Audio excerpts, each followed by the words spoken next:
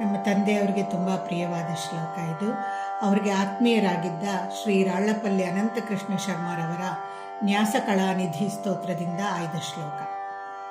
ಅನಿರ್ವೇದಮಸಿದ್ಧೇಷು ಸಾಧಿತೇಷ್ವನಹಂ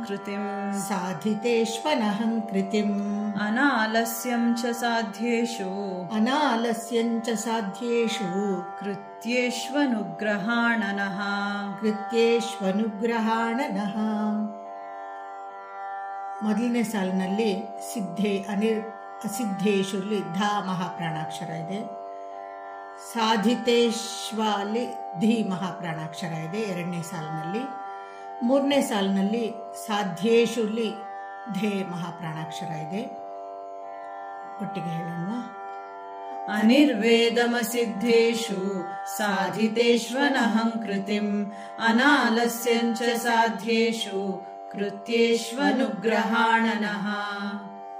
ನಮಗೆ ಯಾವ ರೀತಿಯ ಅನುಗ್ರಹ ಇರಲಿ ಅನ್ನುವಂತಹ ವಿಷಯ ಇಲ್ಲಿದೆ.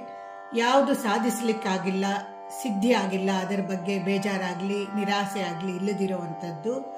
ಯಾವುದು ಸಾಧಿಸಿದ್ದೀವಿ ಅದರ ಬಗ್ಗೆ ಅಹಂಕಾರ ಇಲ್ಲದಿರುವಂಥದ್ದು. ಆಮೇಲೆ ಯಾವುದು ಸಾಧ್ಯವಾಗತ್ತೆ ಅಂತ ಅದ್ರ ಬಗ್ಗೆ ನಾವು ಸೋಮಾರಿತನ ಇಲ್ಲದೆ ನಮ್ಮ ಶಕ್ತಿ ಸಾಮರ್ಥ್ಯಗಳನ್ನು ಬಳಸಿ ಅದನ್ನು ಮಾಡುವಂತಹ ಅನುಗ್ರಹ ನಮಗಿರಲಿ ಅನ್ನುವ ತಾತ್ಪರ್ಯ ಇಲ್ಲಿದೆ.